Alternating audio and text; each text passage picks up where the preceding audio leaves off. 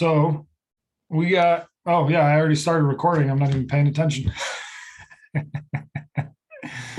It's still early. All right, everyone. So, cliffhanger. We just finished Revelation chapter 4. And you said there's a very big event happening, and it happens here in chapter 5. So, we're going to dive into that. I'm pretty excited about it.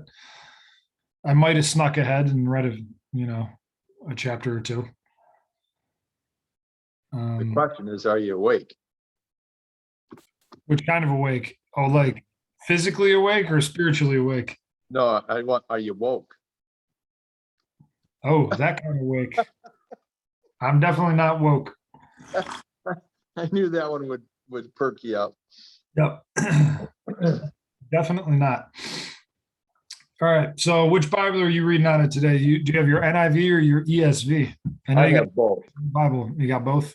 Yeah, I'm in this transition stage between Bibles. So I am enjoying this new Bible that you gave me. All right. The big letters for the old man. It's nice. It's nice. Yep. So why don't we just do that? ESV it. Let's do it. I just got a notification on my computer. I have too many applications open, which is going to make my recording bad. So just give me a sec. Sorry. Is this what you call technical difficulties? Apparently, this is what's called me being a poor producer of the show. I'm not. Low system resources, manufacturing, try closing. All right. Well, people are going to get what they get today, folks. Here we go. So Revelation chapter 5, verse 1, I'm reading out of the ESV. Then I saw in the right hand of him who was seated on the throne a scroll written within and on the back, sealed with 7 seals. And I saw a mighty angel proclaiming with a loud voice, "Who is worthy to open the scroll and break its seals?" And no one in heaven or on earth or under the earth was able to open the scroll or to look into it. And I began to weep loudly because no one was found worthy to open the scroll or to look into it.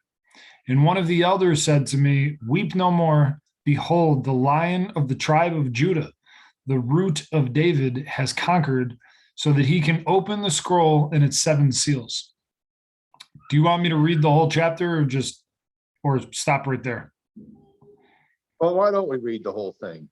Okay. Yeah. And between the throne and the 4 living creatures and among the elders, I saw a lamb standing as though it had been slain, with 7 horns and with 7 eyes, which are the 7 spirits of God sent out into all the earth. And he went and took the scroll from the right hand of him who is seated on the throne. And when he had taken the scroll, the 4 living creatures and the 24 elders fell down before the Lamb, each holding a harp and golden bowls full of incense, which are the prayers of the saints. And they sang a new song, saying, "Worthy are you to take the scroll and to open its seals, for you were slain, and by your blood you ransomed the people of God from every tribe and language and people and nation. And you have made them a kingdom and priests to our God, and they shall reign on the earth." Then I looked and I heard around the throne and the living creatures and the elders the voice of many angels, numbering myriads and myriads and thousands, saying with a loud voice, "Worthy is the Lamb who was slain to receive power and wealth and wisdom and might and honor and glory and blessing." And I heard every creature in heaven and on earth and under the earth and in the sea and all that is in them, saying, "To him who sits on the throne and to the Lamb be blessing and honor and glory and might forever and ever." And the 4 living creatures said, "Amen." And the elders fell down and worshiped. Okay. We'll probably just plow right through this one. Yeah. Something I did want to bring up, a group that I found that's worth listening to. Okay. And it's FAI, the letters F. I think it's F.A.I..org. And they are over on the Golan Heights in Israel. I downloaded the rep. The guys are pretty good. Okay, yeah. So so I went to their site and on Revelation. I wanted to see what they had to say on Revelation 5. So some of what I'm going to say came from them, so I do know that source. Other things I say came from somewhere else that I don't remember. Right. But anyway, so let's go back to verse 1. So then I saw in the right hand of him who was seated on the throne a scroll written within and on the back, sealed with 7 seals. So what's interesting, even when you're reading your Bible and it says books, there really weren't books in those days. There were scrolls, right? And so normally, you open up a scroll and it's written, you write on it, right? And then you roll it up and all the words are on the inside. Where this one, it looks like they did that and then they flipped it over and wrote again. See, because it says it's written within and on the back. I find that interesting. So even though the seals, the 7 seals are on this scroll, you can see words because it's on the back. The words are on the back side too, which is, I think, not normal. I don't know. It just seems like an odd thing that it's written on the inside and the outside. Well, but it's not like I've ever seen many scrolls, but at least at the Messianic temple that I had been to in the city, when they would read from the scroll, it was one-sided. Right. And another little tidbit is that's the way they name the books of the Bible. Is they open the scroll and the first word is the name of that book or that scroll. So like Genesis is the beginnings. So they would grab a scroll, open up, oh, that's the beginnings. Okay, I don't want that one. That's how they titled their books. They're not like ours, same names at all. Interesting. Yeah, it is interesting. Yeah. But you think about it, it's very practical. Are you saying when you say it's not the same as ours is all, do you mean like we've gone and renamed the Bibles or the books in the Bible? We've renamed the books. Yes. Yeah. They're not the same names.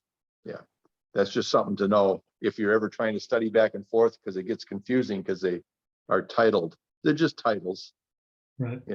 But they're titled differently. But so what we're leading into here is we're seeing this picture of when I saw in the right hand of him who was seated on the throne. We're looking at a picture of God, but he's not described God the Father. I should clarify, but he's not describing God the Father. He's describing what's in his hand. Right. A lot of speculation as to what is written inside that scroll. The one thing we do know for sure is that each seal, you see there in verse 1, sealed with 7 seals. And we talked a little bit about this last week. So there are these clay rings around the scroll. And within each of those clay rings, or they're referred to as seals, there are things that come out of them. All right, which is what we're going to get into in chapter 6. And I'll just read the very beginning of 6. So just so you know, I'm not going to go on, but it says, "Now I watched when the Lamb opened one of the 7 seals, and I heard one of the 4 living creatures say with a voice like thunder, 'Come,' and I looked, and behold, a white horse." So that's what's happening as each of these seals are opened up. Things are coming out of them. Things not necessarily out of the seal, but things are coming out. Things are coming to fruition. Yeah, things are happening when the seal is broken. Yeah. Now, what's interesting is, so you're talking about them being rings. Mm-hmm. I wasn't even thinking about that. I think of a seal, and I think of like what you see in movies when like a letter is being sent and they put wax on it and they stamp it. They seal the letter closed. Mm-hmm. Yeah. So that's not what we're talking about here. No. These went around it so that it wouldn't unroll. I see. Yeah, right. And so, and like another, like a sleeve. when I think of a scroll, I think of like something relatively small that I could just hand you, but this might have been a lot, well, now that I'm thinking about, again, the scroll that they brought out, it took like two people to carry when they're reading Those it are at the temple. those are huge. Yeah, Right. yeah, and a lot of those that you see today have two. They're rolled up twice, Twice. Yeah, yeah, exactly. and then they unroll them this way. Yeah, Yeah. and So we this don't one has know the how big this scroll might have been, but if it no. was right hand, maybe not too big. Well, I mean, how big is God sitting on the throne? Right. I my picture is he's pretty big, Yeah. but anyway, and there are other references. Visualization. Yeah. What's that? I'm just trying to get a visualization. Yeah, yeah. So anyway, so what this is leading up to, what chapter 5 is doing is this is the final um, um, event before the Great Tribulation, right? Because the tribulation doesn't start until those seals are broken. So that's what we get into in chapter 6. So, so this last period of time that we're waiting for is a 7-year window, and the final tribulation is 42 months. So that's only half of it. If you add that up, it's 3.5 years. Okay, so the thought is that you could be in the tribulation period in that 7-year window and really not be aware of it, because things are leading up to it, things are changing in the world, but all of these trials and tribulations, the intense trials and tribulations haven't begun. Okay, so is there persecution prior? Probably. Are there people losing their jobs because they're standing up for the Lord? Definitely. So there's a transition period, but then when chapter 5 comes around, and this is where we were headed to last week, this is when everything kicks into gear. you know um it's like an old song that we used to sing when I was a kid, and it just said, for all you know, he might be standing up right now to give the call and end it all. So keep on walking. And so that's what you don't know. But until this happens, until this scene in heaven of chapter 5 happens, we are still in a waiting pattern, a holding pattern. God is still holding off. He still wants more to come to repentance. He still has the door is still open for salvation. He's not ready to call it quits yet. He's still filling his barn. He's still building his church, right? He's still being patient. He's still being kind and long suffering and gentle and long suffering, and he's still waiting for us. But when we get to chapter 5, it's over. Now, will people still come to the Lord even during the tribulation period? Yeah, and the answer is yes.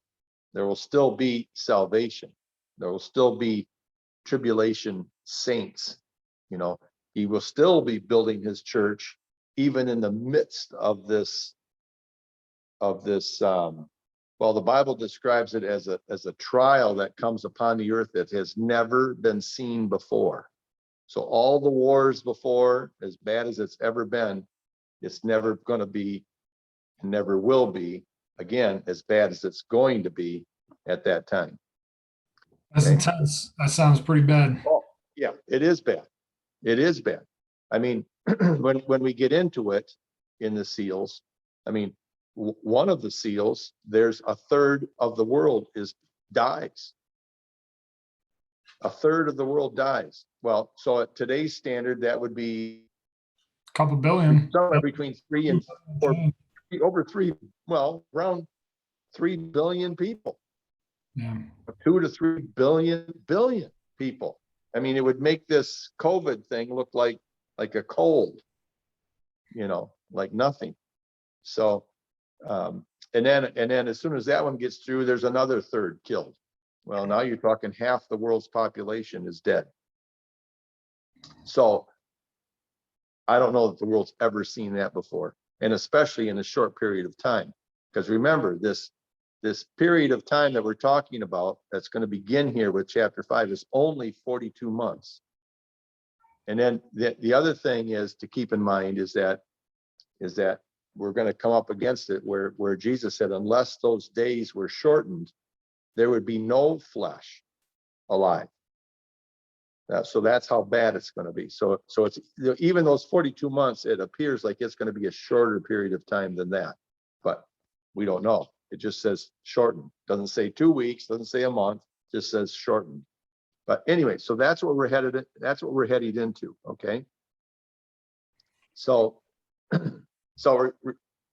remember, chapter 1 basically was the reunion, right, between John and Jesus. I mean, John hasn't seen Jesus since he went up, and left them there on the temple, or I mean on the Mount of Olives, right? Jesus is up with heaven, and then all of a sudden here in Revelation, John is an old man when he's at this point when he's writing this. It's probably been maybe 70 years, since he's seen Jesus. And then all of a sudden, chapter 1, there's Jesus again, but he's in all his glory, and he terrifies John. Remember, we talked about that. And then chapter 3, I guess chapter 2 and 3, is all the letters to the churches, right?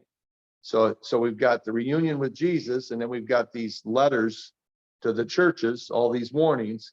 And then chapters 4 and 5, which is what we're doing right now, is the throne room. So now we're in heaven. So just a little recap as to where we're going.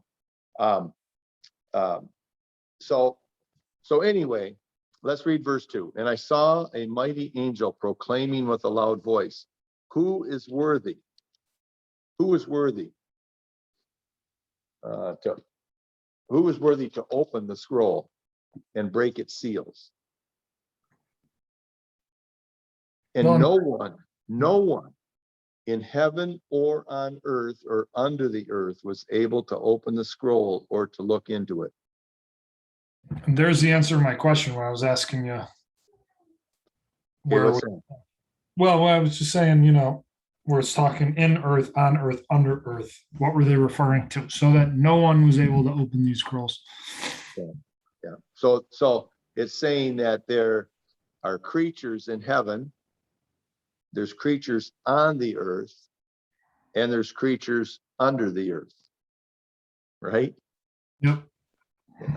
I mean, that obviously is what it's looking at, and no one was worthy. So your question is? Well, I want to open up this whole can of worms, but yeah. So who's under the earth and where is under the earth? Yeah. Is that in the ocean, which is 2/3 of the earth, essentially? However deep, or are we talking like actually under the ground? How far down? And then when you get into this realm, though, it's like I think people are like, "What are you, nuts?" But the reason why I thinking about this, and then what's that pilot's name? The Navy pilot that was, just Admiral. Oh, the Navy pilot. Well, Admiral Byrd. No. The new guy that came out, he was on all the shows. It said, the disclosure, the videotapes of him chasing that little tic tac around and then seeing it disappear or dropping down into the water. Yeah, it just disappeared into the water. Yeah, and there's documented footage of these things going hundreds of miles an hour or whatever, or underwater knots. Yeah. Or documented reports, like military reports. Mm-hmm. So what's that? Who's that? And that under the earth, I Right. don't, the point being just like there's obviously some creatures that we don't know about that exist. Mhm. Yeah, and We talk- in the ancient world, Mhm. when you go back like the Greek world, they had no trouble with living creatures in the earth. They didn't, and living creatures in the heavenlies, you know. Um, so in today's world, we don't have, of course, some people don't believe in any of it, but those that do don't struggle with angels. They believe in angels, and I think if you did a study in the United States, probably the majority would believe that there are angels. But they would also believe that they live in the air, right above the earth. But yeah, who's to say some of these angels, whether they're good ones or fallen ones, don't live in the earth? It certainly was that thought certainly has covered more of history than those that think not. Right. Yeah. So yeah, so something's going on in the earth. Obviously, I think it's pretty obvious that there's creatures in the earth. You know, another thing we're going to get to are angels. They're wicked, but they're being held under the Euphrates River, right? So are they in a jail cell? Are they sleeping, like a bear? Are they hibernating? We don't know how they're being held. The door work. Look at that. But Did I you don't fix that door? Is that what you were showing me how that works? know. It's letting my dog out. She's clawing. We well, I didn't know where I was now. Doesn't Sorry. matter. Yeah. Doesn't matter. The bad angels under the Euphrates. Yeah, yeah. So we don't know what state they're in, but the Bible says they're being held and they're going to be released. So the Bible definitely says that something that's in the earth, under the ground, will be released to come up on top of the ground and torment people. So we do know that's absolutely going to happen, during right? this during this tribulation During period. during this time that we're ushering in chapter 5, right? So what's key here is that no one is worthy to open this scroll. So I mean, I look at that and go, okay, if Father God has a scroll, why doesn't he just open it? It's a good question. But that's not how it's laid out. See, we don't know why it's sealed. We don't know how it got sealed. We don't know any of that stuff. The Bible doesn't tell us. Who wrote But it? we don't know anything. We're assuming that God the Father wrote it, and we're assuming that he sealed it. And and then the other assumption is that he's waiting for someone to be worthy to open it. Okay. And so having that assumption, there are people that say, well, it's like if you are worthy, then the earth would belong to you.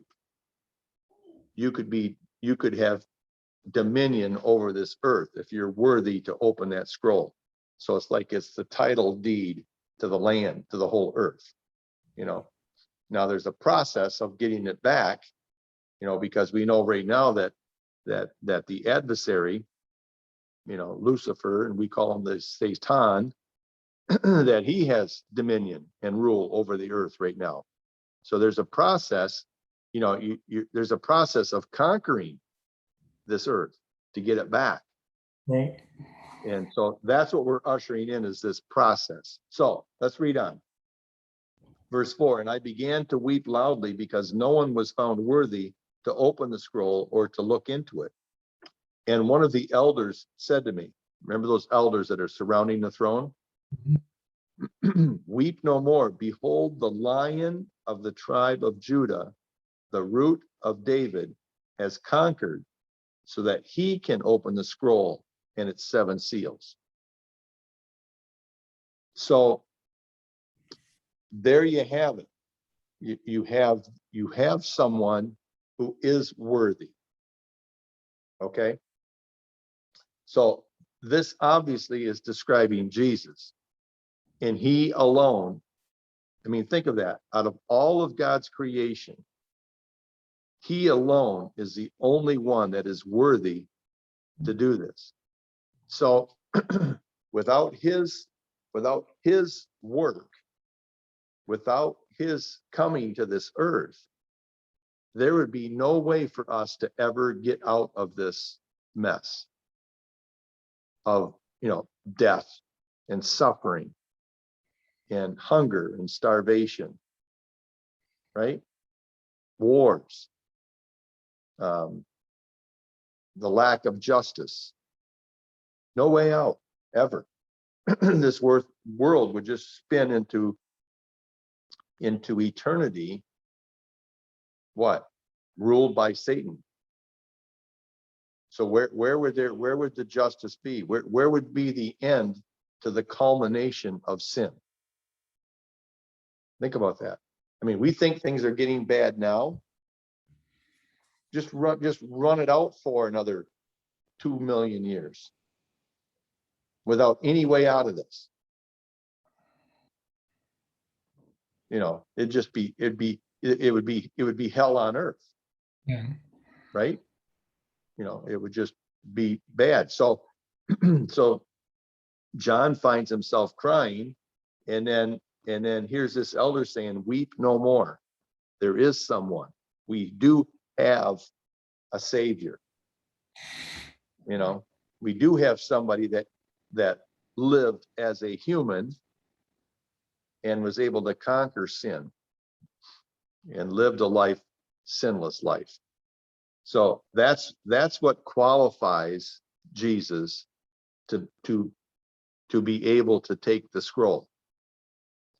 Now, this Jesus character, he's a very complex person and a very diverse person, right? Because look here, he says, "Weep no more. Behold the Lion of the tribe of Judah, the root of David," right? Mm-hmm. Okay, and then verse 6, "And between the throne and the 4 living creatures and among the elders, I saw a lamb." Now, wait a minute. He says, "Behold, look, the Lion of the tribe of Judah." Yeah. And then so John goes, "Okay, where?" And I see a lamb. So which is he? Is he a lion or is he a lamb? He's multifaceted. He's both. Exactly. Is he tender and patient and kind, or is he the one that's going to bring judgment and death and destruction? Which is he? It is both. He's both. Exactly. Yeah. So he's a very well, Complex. complex is the only word I can come up with. Can you explain for a minute the Lion of the tribe of Judah, like what that means exactly? Well, there. yeah, that fits into the Old Testament prophecies of this Messiah coming from the line of King David. Okay. And Which he would Judah. What's that? David was in the tribe of Judah. Correct. Yep. And so the tribe of Judah is the well, it's the kingly line. Okay. And then the promise is that from David's family there would always be a king to rule over Israel. Okay. And so you had King Solomon, and of course then his son is when they finally had their civil war, and then the country split, and then it wasn't long after that they were conquered. So So that prophecy is going to be fulfilled and is being fulfilled by Jesus, who is in the line of David. And that's why, like in Matthew, it has the whole lineage of Jesus, and also in Luke, which shows that. But anyway, he will be the ruler of the world forever, and sitting on his throne in Jerusalem, and he is from David, right, in his human form, right? So that will be fulfilled. But here I was thinking about this. You don't hear like praise and worship songs in church talking about Jesus coming and wiping out all the enemy and having his garments drenched in blood because he was so close to the battle, Right. And delivering the justice of God finally to the earth. You don't hear praise and worship songs about that. See, that whole facet of Jesus, we ignore. We like to sing, what a friend we have in Jesus, and that he came to be your savior, and that he loves you, and that he accepts you right where you are, right? All these things that are true, but we show the kinder, gentler side. Well, it was interesting. You and I were talking before where, when Jesus came down here and said, he's doing the will of the Father. And if you've seen me, you've seen the Father. And it's like, so what's he really saying here? Is that, or did we even see Jesus at all? Or did he come here to show us the Father? Who was kind and gentle and patient. Yeah. And Jesus is really the enforcer, Well, and what's the title of the book? Which that book? We're studying? The revelation of Jesus Christ, right? So revealing who he is. Is that what you meant? Yeah, exactly. That's what this is all about. So now we get to see him. See, so I'm in agreement with you. Yeah. When Jesus came the first time, he came to show us the Father. So we got to see the Father in the New Testament. But when it comes to the book of Revelation, and when we get to the end of this story, we get to see the Son. The Son is revealed. So the Father's been revealed in the New Testament, and the Son will be revealed in Revelation. Now, that's probably the first time a lot of people, I want to say a lot, as if anybody's listening to us. You mean all both of them? All our family that has decided to tune in. Yeah. I talk as if, there's a big audience, but yeah, no, so anyway, that was a big eye opener for me when he said, man, whoa, I never thought of it like that, and it's just interesting because that concept, I've never, you know what I mean? But it seems as clear as day to me. Yeah. Well, but I'd never thought about that ever, This God we serve, is a loving God, no doubt about it.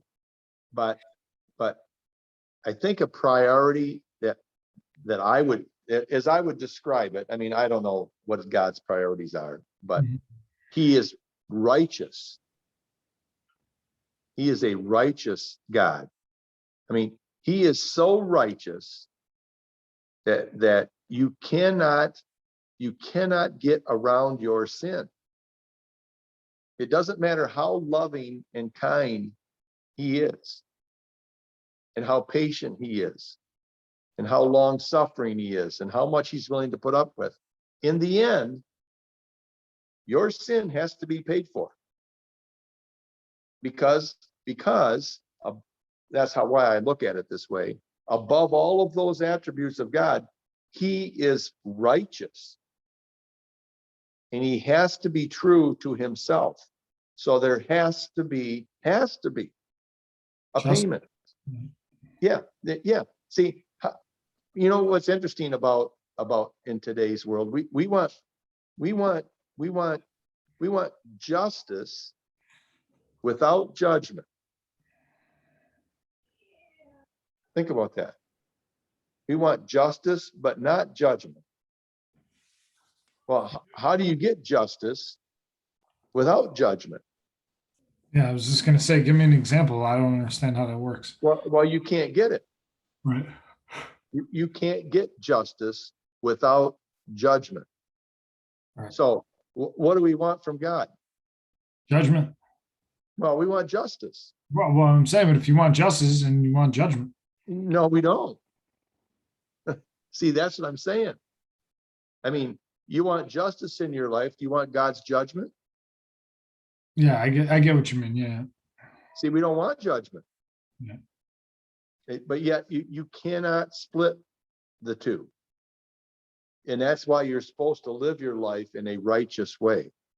That's why you're supposed to be careful about how you walk your life. I mean, you can't be perfect. But if you want God to be just, then you better expect judgment.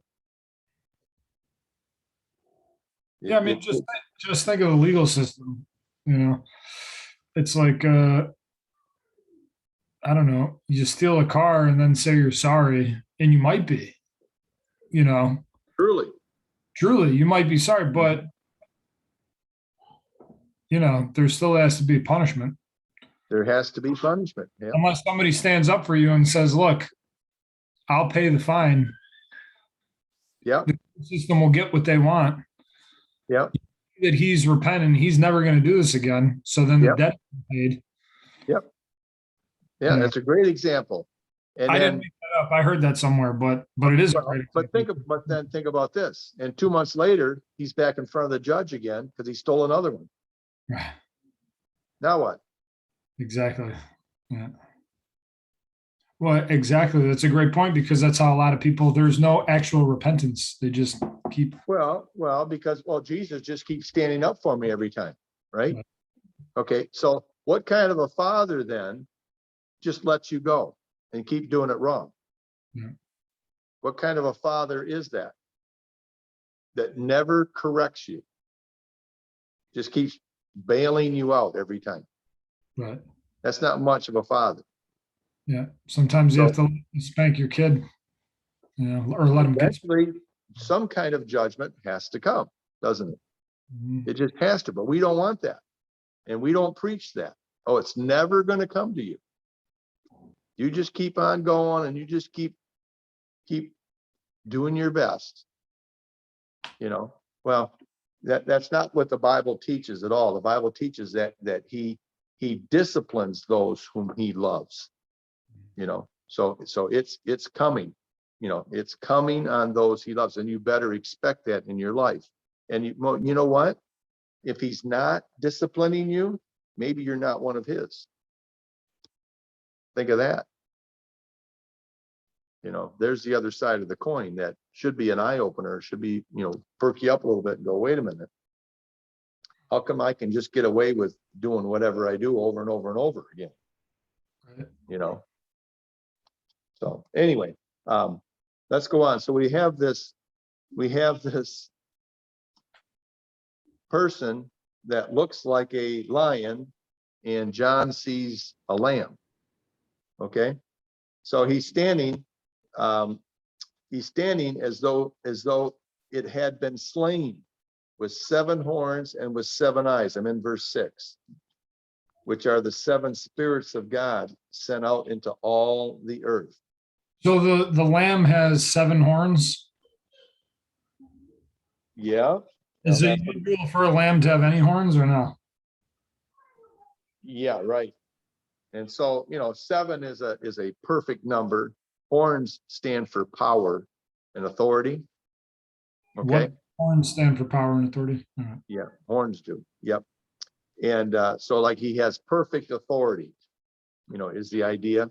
I mean, could it mean a whole lot more than that? Sure. But we at least know that much, about what's going on here.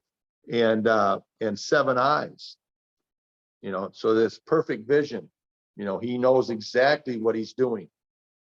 He can see clearly what needs to be done, that type of thing. And 7 is a biblical number. It's what? What do you say? It means perfect. 7?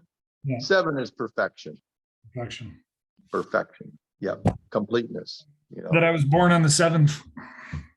Just saying. Well, yeah, what can you say? So when you were born, yeah, I'm sure you were perfect, and then it was all downhill. It was all downhill. I ruined everything. But when I was born, it was perfect. Yep. So, um, so, so what's interesting here is, well, let's go on. Verse 7. And he went and took the scroll from the right hand of him who was seated on the throne. Even that had to be, can you imagine all these angels and these beings and these elders and everybody who didn't qualify, right, are all watching.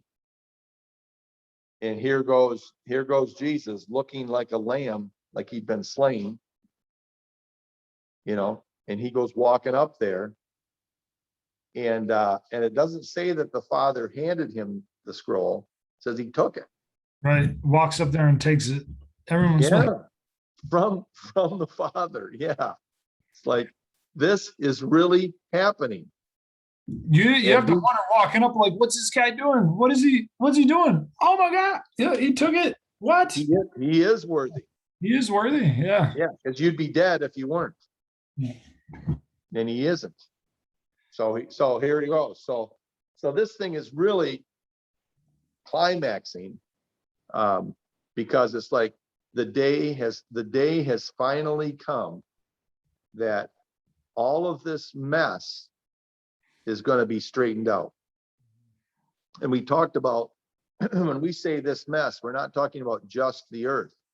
We're talking about sin that's gone everywhere through God's kingdom, right? And so this mess was even before Adam and Eve.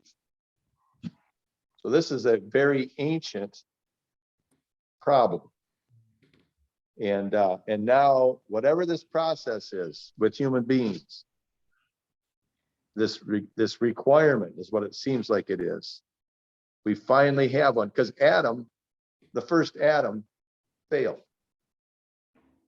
right? He was pulled into sin. He didn't make it. He lost his authority. He had authority and he lost it. So anyway, so Jesus, and that's what Paul's trying to say when you read Paul's letters, is that Jesus is the second Adam who came and didn't fail. So he succeeded. So here we are. So he's taken the scroll from the Father. Verse 8. And when he had taken the scroll, the 4 living creatures and the 24 elders, those are the ones that are circling the throne, right, fell down before the Lamb, each holding a harp and a golden bowls full of incense, which are the prayers of the saints. And they sang a new song. Worthy are you to take the scroll. So they break out into a song, right? Hold on. Can we backtrack for 1 second? Yep. Holding a harp and golden bowls full of incense, which are the prayers of the saints. What is that? Yeah, exactly. And that's exactly what I wanted to cover. So perfect question. Okay. So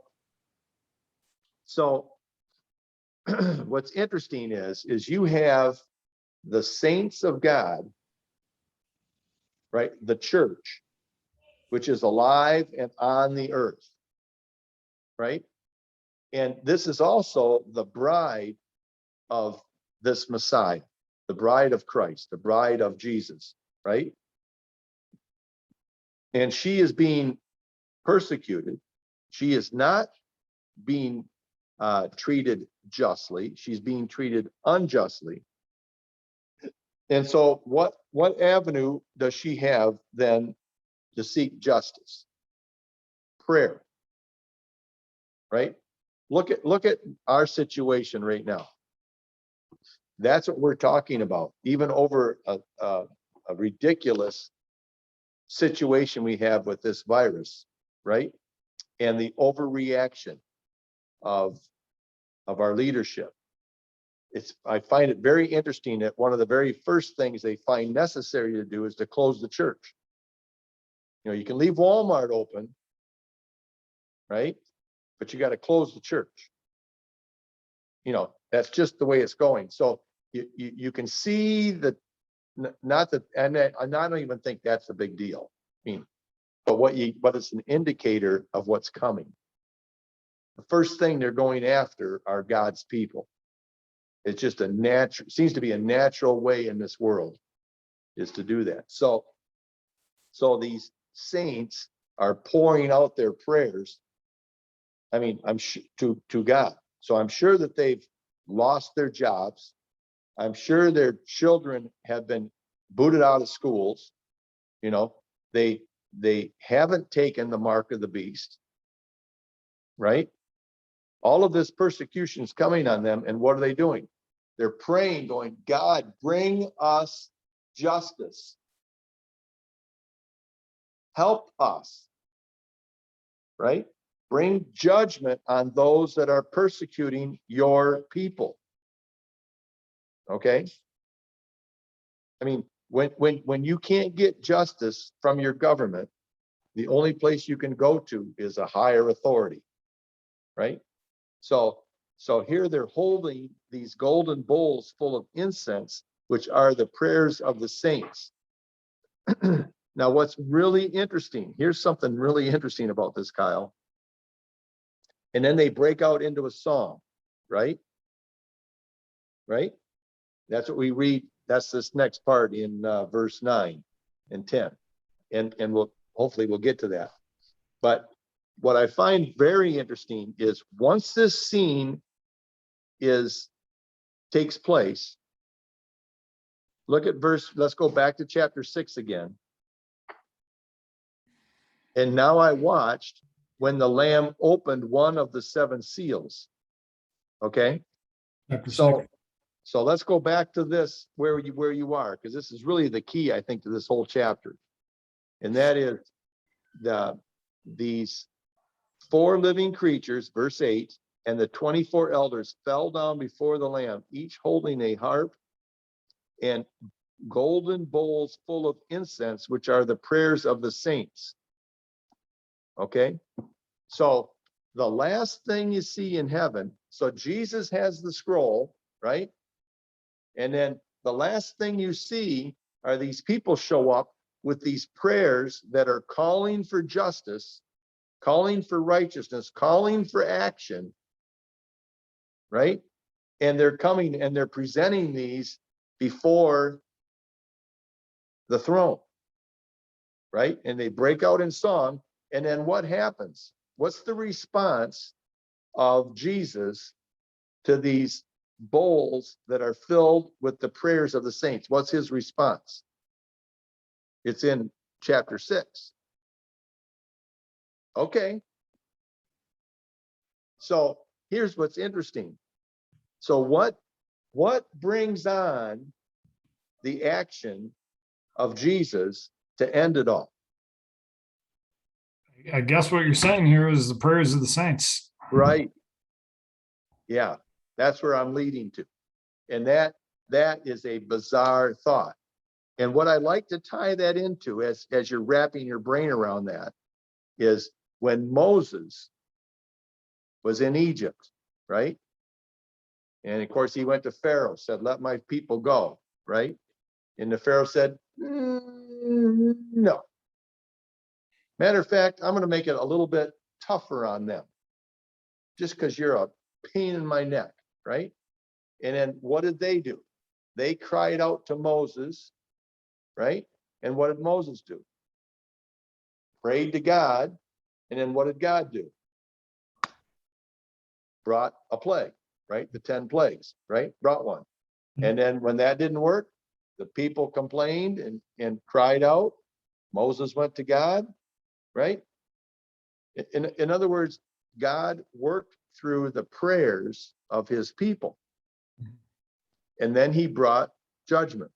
It's interesting these prayers end up as incense. It's just like a hard concept to kind of wrap my head around. Yeah. Yeah. So they're and the Bible talks about that, and that is actually a mystery in the Bible that God smells. Back in the Old Testament, when they would sacrifice the animals, It would be a fragrance that God would smell. Yeah, the aroma was pleasing to, Mhm. Right. And so this whole idea of incense in our prayers, somehow he, I mean, does he have a nose that smells, or is this to help us understand? I don't know, but there's a fragrance to our prayers before God. a I know it. It just gets more and more bizarre, doesn't it? As you see these descriptions, it's, really, how do we think our prayers go up before God? Like a text? And he goes, oh, well, let me read this morning's prayer list. I right. mean, really? And so this gives us an idea of what happens when you are mistreated as a son of God. And then when you cry out to God for justice, that prayer goes into these bowls, is what it's saying. Right? And God is going to act righteously on your behalf. So And let's, so, so I guess, and maybe we should quit here because how long we've been going? Too long? yeah, an hour. So I was going to say, let's read through this song that they were singing, and then we'll stop there. Okay. But the one thing I wanted to finish here is a lot of people think that Satan is bringing all this misery to the earth. Right? Now, we do see Satan bringing misery to the earth. Not disagreeing with that. But what is bringing all of this to a head so that it's being carried out now rather than before, or rather than later? What's getting the Father up off of his chair and getting the Son to grab that scroll and getting him to break the seal and get this thing going are the prayers of the saints. That's the crazy part. That's what it's telling us. It's really the church that is bringing this on at the end. And it's because of the injustice that's happening to her. Yeah. Right? So the persecution is getting so strong that the prayers become that much stronger. Exactly. Yeah. Because that's when they become intense for all of us, is when the persecution comes on us. So we should not be surprised that the pressure is coming upon the church today. Right. See, because she's being squeezed. It says we're going to go through the fire. We're going to be purified. Well, the fire is this pressure, this cleansing, this like when metal goes through and the dross runs out, the impurities run out, and at the end you got pure gold or pure silver. Well, that's what the church is going to go through in the end, this purification time. And there's a reason for it. There's a reason for it. And that's in this song. So let's read the song, and then we're going to end at verse 10. So worthy are you to take the scroll, which obviously is back to Jesus again, right? And to open its seals. For you were slain, and by your blood you ransomed people for God from every tribe and language and people and nation. And you have made them, get this, a kingdom and priests to our God. And they, who is what? That's us, shall reign on the earth.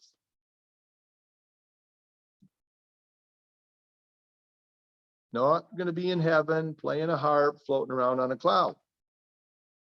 See that? You're going to reign on the earth with Jesus. That's pretty awesome. See, that right there is a reason to live right today. To go, you know what? I'm going to quit this garbage that I'm doing. I'm going to quit. What is wrong with me? I have a goal here. And that's to rule and reign with Jesus on this earth. That's crazy when you think about it. Yeah. Yeah. Wow. Okay, and we'll get into more of that when, next week, but, Where that's a we, great place to end right there. So my little note is here, my little note that I wrote is Mhm. where we are headed, Yeah, and we have to keep that in mind. See, we can lose sight of that. totally. Yeah, Yeah. totally. Yep. All right. So yeah, we'll finish Revelation 5 next time.